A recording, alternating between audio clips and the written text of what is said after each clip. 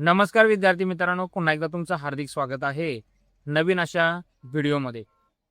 आपण GCC TBC typing परीक्षा देत असताना फक्त आणि फक्त आता आपल्यासमोर 10 दिवस उरलेले आहेत आणि आता या 10 दिवसामध्ये नक्की कसा सराव करावा, नक्की कशी प्रॅक्टिस करावी जेणेकरून आपल्याला परीक्षेमध्ये निश्चित असं यश मिळू शकेल, असे अनेक प्रश्न तुमच्यासमोर असताना हा व्हिडिओ तुमच्यासाठी तर गेम चेंजर बनणार आहे. कारण या व्हिडिओमध्ये आपण पुढील 10 दिवसामध्ये नक्की कशी प्रॅक्टिस करावी किंवा कशी प्रॅक्टिस करता येईल जेणेकरून आपल्याला अपेक्षित यश मिळू शकतं, हेच या व्हिडिओमध्ये सांगितलेलं आहे. त्यामुळे मित्रांनो, हा व्हिडिओ शेवटपर्यंत पहा. चॅनलवरती पहिल्यांदाच आला असाल तर नक्की चॅनलला सबस्क्राईब करा. हा व्हिडिओ नक्कीच तुमच्या मित्रांसोबत शेअर करा. या व्हिडिओसाठी नक्कीच एक लाईक करा आणि काही अडचणी असतील तर नक्कीच कमेंट बॉक्समध्ये सांग.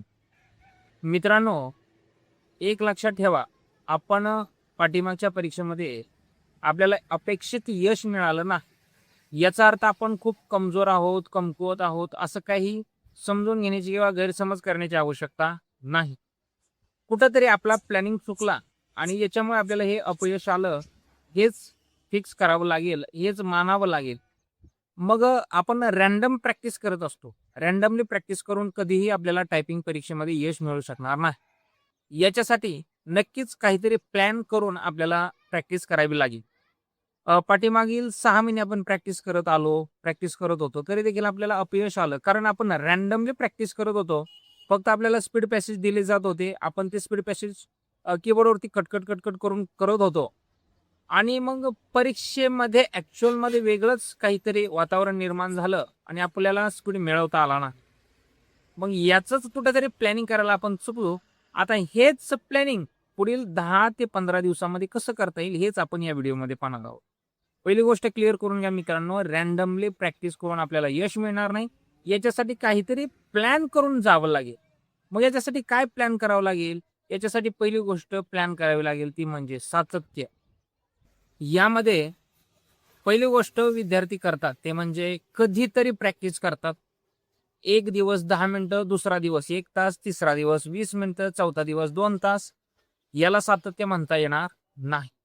बरं, अजिबात प्लॅन करत नाहीत. आज हा लेसन घ्यायचा, उद्या तो लेसन घ्यायचा, त्याच्यावरती ॲनालिसिस करत नाहीत. मित्रांनो, मी तुम्हाला टीकात्मक बोलतोय अशातला भाग नाही. कारण जोपर्यंत आपल्याला आपली चूक कळत नाही, समजत नाही, तोपर्यंत आपण भविष्यासाठी काही प्लॅनिंग करू शकत नाही. बरोबर आहे? त्यामुळे मित्रांनो, या गोष्टींना थोडंसं आपण दुजोरा देऊया, थोडंसं साईडला ठेवूया आणि ॲक्च्युअलमध्ये प्रॅक्टिस कशी करायची हेच पाहूयात. मित्रांनो, आता असं समजून चला की आज 1 तारीख आहे आणि 11 तारखेला आपली परीक्षा आहे. फक्त आपल्याला 1 ते 10 एवढे 10 दिवस आपल्या हातात आहे. मग प्लॅन कसा करायचा, काय करायचं? तर मित्रांनो, पहिले 3 दिवस पहिले 3 दिवस खूप महत्त्वाचे आहे. आपल्याला यामध्ये फाउंडेशन खूप क्लिअर करून घ्यायचं आहे. ठीक आहे? आपल्याला समजा 20 मजली बिल्डिंग बांधायची आहे. मग आपण सर्वात जास्त वेळ कुठे द्यायला पाहिजे किंवा आपल्याला जास्तीत जास्त ताकद कुठं लावली पाहिजे, तर फाउंडेशनवरती. कारण फाउंडेशन कच्चं असेल, पायाच कच्चा असेल, तर त्याच्यावरती बिल्डिंग बनवू शकणारच नाही. याच्यासाठी कुठेतरी आपल्याला फाउंडेशनवरती काम करायला हवं. मग फाउंडेशनवरती काम काय करायचं, कसं करायचं? तुम्हाला एकूण 50 लेसन आहे. बरोबर? दररोज कमीत कमी 1 तास बसून तुम्हाला हे लेसन 3 दिवसामध्ये कंप्लीट करायचे. बिलकुल. मग सर नुसतं लेसन कंप्लीट करायचे, मग आम्ही काय एका दिवसात करेल? बिलकुल नाही मित्रांनो. आपल्याला नुसतं लेसन नाही कंप्लीट करायचं, त्याच्याबरोबर खूप सारं काम करायचं. मी काय सांगतोय लक्षात द्या. पहिली गोष्ट, आपल्याला लेसन तर कंप्लीट करायचे, पण लेसन काय असे रॅन्डमली कंप्लीट नाही करायची. फॉर एक्झाम्पल 50 लेसन आहेत, त्याच्यामधले साधारण 15 लेसन आपण पहिल्या दिवशी संपवलं, 15 दुसऱ्या दिवशी आणि राहिलेले 20 लेसन हे तिसऱ्या दिवशी घेतले. ॲव्हरेज आता आपण 15 आणि 20 लेसन पकडले. यामध्ये पहिले 15 लेसन 2 तासात आरामात होऊ शकते. जास्त वेळ द्यायचा नाही. आता यामध्ये काम करताना बिलकुल स्पीडकडे लक्ष द्यायचं नाही. जेवढं स्लो करता येईल तेवढं स्लो करा. सर, स्लो करण्याने काय आमचं स्पीड उलट कमी येईल? मित्रांनो, नाही. जेवढं स्लो कराल तेवढी ॲक्युरेसी वाढेल. आता तुम्ही जर तुमच्या पाठीमागच्या रिझल्टवर जे लक्ष दिलं, तुमच्या रिझल्टवरती लक्ष दिलं तर तुमच्या लक्षात येईल तुमचं स्पीड पॅसेज कंप्लीट होऊन तुम्ही फेल आहात. बरोबर का बरं? कारण ॲक्युरेसीवरती प्रॉब्लेम आहे. मित्रांनो, आता स्पीडवरती लक्षच देऊ नका, प्रॉपर लक्ष द्या. ते म्हणजे फक्त आणि फक्त ॲक्युरेसीवरती. एकदम स्लोमध्ये चला. पहिले तुमचे लेसन कंप्लीट करून घ्या. बरोबर. आता लेसन कंप्लीट झाले. पहिले 1 ते 3 दिवस मी बोलतो फक्त. या 3 दिवसामध्ये तुम्ही लेसन कंप्लीट करणार आहात. अगदी कमी स्पीडमध्ये करणार आहात आणि राहिलेला वेळ याच 3 दिवसामधला कोणत्या ठिकाणी तुमची बोटं गडबड करतात, कोणत्या ठिकाणी तुम्हाला बॅकस्पेस मारण्याची आवश्यकता पडते, त्याचा ॲनालिसिस करा. कसं काय? फॉर एक्झाम्पल मला एम टाईप करायचंय, एन टाईप करायचंय, यामध्ये बोटांची गडबड होतीये. बरोबर. फॉर एक्झाम्पल मला क्यू टाईप करायचंय, त्याच्यामध्ये माझ्या बोटांची गडबड होतीये. कदाचित कॉमा टाईप करताना गडबड होतीये. असे कोणते कोणते की आहेत जी प्रेस करत असताना माझ्या बोटांची गडबड होतीये आणि मला नाईलाज असतो बॅकस्पेस मारण्याची आवश्यकता पडते. अशा की तुम्ही लिहून ठेवा आणि त्याचं ॲनालिसिस करा आणि त्याच रोजची त्याच लेसनची पुन्हा एकदा तयारी करा. एक वेळ अशी येईल मित्रांनो, या पहिल्या 3 दिवसांमध्येच तुम्हाला ती जाणवेल, स्वतःमध्ये बदल घडतील, स्वतःला जाणवतील. तुमची ॲक्युरसी मिनिमम 95% पेक्षा अधिक आलेली असेल. आता मात्र तुम्ही पुढे जायला तयार. कारण आता आपल्याकडे 95% ॲक्युरसी आलेली आहे आणि आता आपल्याला स्पीड वाढवायला काहीच अडचण नाही. मित्रांनो, जोपर्यंत ॲक्युरसी येत नाही तोपर्यंत आपण स्पीडकडे जाणं म्हणजे अगदी मूर्खपणाचं लक्षण आहे. कारण अनेक विद्यार्थ्यांची अडचण अशी होते की ते स्पीड सुरुवातीपासूनच बनवायला चालू करतात. लेसन चालू असतानाच ते स्पीडमध्ये मारायला सुरुवात करतात. परिणाम ते इतर की कमी आणि बॅकस्पेस जास्त मारतात. परिणामतः जो विद्यार्थी सुरुवातीला अतिशय शांत प्रॅक्टिस करीत होता, लेसन करीत होता, आज त्याचं अधिक प्रमाणात लवकरात लवकर स्पीड पॅसेज कंप्लीट होतो आणि चांगल्या मार्काने कंप्लीट होतो. याचा लवकर कंप्लीट होऊन सुद्धा मार्क कमी आहेत कारण ॲक्युरेसी कमी. आता मित्रांनो, तुम्ही पुढे जायला तयार आहात. पहिल्या 3 दिवसाचा टॉपिक संपला. आता आपल्याकडे किती दिवस राहिले? 7 दिवस. पुढच्या 2 दिवसामध्ये काय करायचं? प्रॅक्टिस करताना अगदी 3 टप्प्यांमध्ये प्रॅक्टिस करायची. आता आपण रोज 2 तास किंवा 1 तास जेवढं तुम्हाला पॉसिबल आहे तेवढा प्रॅक्टिस करणार आहात. बरोबर. तर साधारण 1 तास पकडला, 60 मिनिटांचा कालावधी पकडला तर 20, 20, 20 असे 3 सेट करायचे. पहिल्या 20 मिनिटाच्या सेटमध्ये अतिशय सॉफ्ट प्रॅक्टिस करायची. सॉफ्ट म्हणजे एकदम हळू. जेवढं आपल्याला बोटांना स्मूथ चालवता येईल तेवढं चालवा. तोच स्पीड पॅसेज असू द्या, तेच लेसन असू द्या, काही असू द्या, काही प्रॉब्लेम नाही. पुढच्या 20 मिनिटांमध्ये बोटांना थोडीशी मीडियम मध्ये स्पीड द्यायची. बरोबर. आता मात्र काय लक्षात आलं तुमच्या? पहिल्या 20 मिनिटांमध्ये तुमची बोटं वॉर्मअप झाली. दुसऱ्या 20 मिनिटांमध्ये तुमच्या बोटांना आता अंदाज आलाय नक्की कोणती की कुठे आहे. कुठेही तुम्हाला कीबोर्डकडे पाहण्याची आवश्यकता नाही आता. आणि पुढच्या 20 मिनिटांमध्ये तुमच्या लक्षात येईल की पाठीमागच्या 6 महिन्यामध्ये सुद्धा जेवढी स्पीड नाही आली तेवढी तुमची राहिलेल्या 20 मिनिटांमध्ये स्पीड आली. किती दिवसाची प्रॅक्टिस झाली रे मित्रांनो? 3. सुरुवातीचे 3 दिवस आणि आताचे हे 2 दिवस. एकूण 5 दिवसांमध्ये तुमची स्पीड आरामात वाढलेली असेल जर तुम्ही या स्ट्रॅटेजीला फॉलो केलं. यानंतर आता पुढे आपल्याकडे फक्त 5 दिवस आहेत. पुढचे 2 दिवस म्हणजे 6 आणि 7 दिवस तुम्ही जेवढं शक्य आहे तेवढं पाठीमागील परीक्षेचे स्पीड पॅसेज करा. का बरं असं सर? पाठीमागील परीक्षेचे स्पीड पॅसेज आताच्या परीक्षेला येणार नाहीत, मुळीच येणार नाहीत. मात्र होईल काय?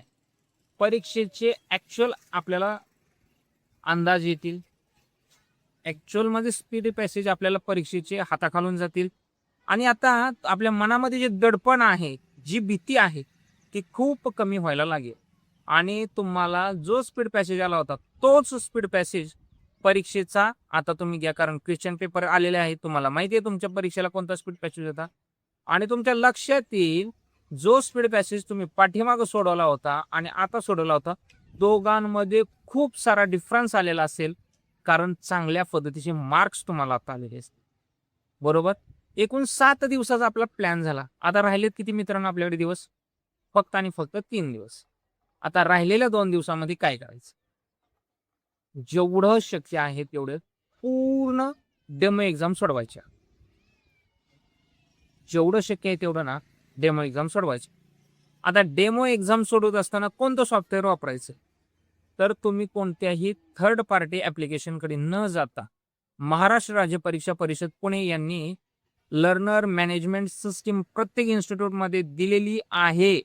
तुमचा परीक्षेचा फॉर्म भरल्यानंतर 2 दिवसांमध्ये तुम्हाला प्रत्येक विद्यार्थ्याचा ID आणि युजर नेम आलेला आहे, पासवर्ड आलेला आहे, त्याचा युजर नेम आलेला आहे. दोन्ही गोष्टी प्रत्येकाच्या इन्स्टिट्यूटमध्ये आलेल्या आहेत. त्याच्या सर्व्हर आलेल्या आहेत. त्याच्यावरती तुम्ही प्रॅक्टिस करा, कारण परीक्षेच्याच धर्तीवरती हे बनवलेलं आहे सॉफ्टवेअर. यामध्ये तुम्ही जेवढ्या शक्य आहे तेवढ्या डेमो एक्झाम सोडवा. आता याचा ॲनालिसिस आपण करण्याची आवश्यकता नाही. ते स्वतः सॉफ्टवेअर ॲनालिसिस करते. काय करते? तुम्ही कोणत्या कीवरती लक्ष देण्याची गरज आहे? तुम्ही ऑब्जेक्टिव्हला लक्ष देण्याची गरज आहे का स्पीड पॅसेजला? तुम्ही लेटरला गरज आहे लक्ष देण्याची की स्टेटमेंटला की ईमेलवरती? प्रत्येक गोष्टीचं ॲनालिसिस करते. प्रॅक्टिकल, ऑब्जेक्टिव्ह, स्पीड पॅसेज सर्व गोष्टींचा ॲनालिसिस येईल. बरं, स्पीड पॅसेजमध्ये नक्की कशावरती लक्ष देण्याची आवश्यकता आहे? Middle row, top row, bottom row, numeric key, प्रत्येक गोष्टीचा ॲनालिसिस होतोय.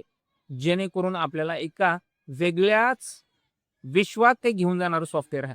तुम्ही याची मागणी करा इन्स्टिट्यूटकडे. देत प्रत्येक इन्स्टिट्यूटमध्ये हे आलेलं आहे.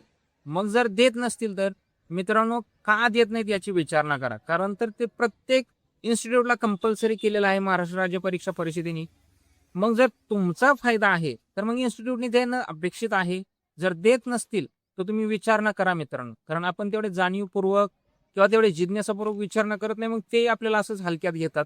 मित्रांनो हलक्यात घेऊ नका.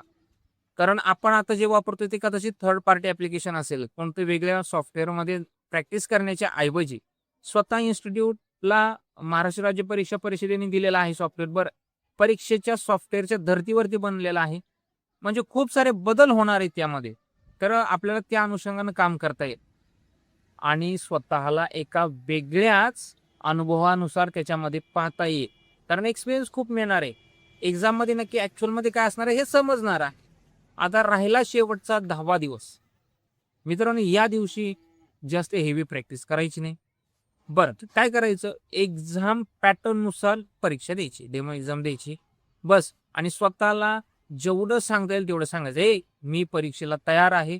मी आता कोणत्याही वातावरणात घाबरत नाही. मला घाबरण्याची गरज नाही. कारण मी युद्धाला जाणार आहे आणि युद्धाला जायच्या अगोदरची तयारी मी केलेली आहे. मी युद्धाला जायच्या अगोदर माझ्या तलवारीला धार लावलेली आहे. मी युद्धाच्या अगोदरची सर्व तयारी केलेली आहे. मग आता मी घाबरण्याची कारणच नाही. असं स्वतःला म्हणवा, स्वतःला सांगा, एक मानसिकता बनवा. मित्रांनो खूप चांगल्या पद्धतीने तुम्ही परीक्षा द्याल, अतिशय चांगल्या पद्धतीने यशस्वी व्हाल. हीच अपेक्षा, हीच सदिच्छा. मित्रांनो सध्या तरी आपण इथेच थांबूयात. तुमच्या काहीही शंका असतील तर नक्कीच कमेंट बॉक्समध्ये सांगा. अजून काही व्हिडिओ अपेक्षित असतील तरी कमेंट बॉक्समध्ये सांगा. जेवढं तुम्ही प्रश्न विचाराल तेवढी तुम्हाला उत्तरं मिळतील आणि जेवढे प्रश्न विचाराल तेवढा आपण एक विद्यार्थी म्हणून प्रत्यक्षात काम करू. सध्या तरी आपण इथेच थांबूयात. धन्यवाद.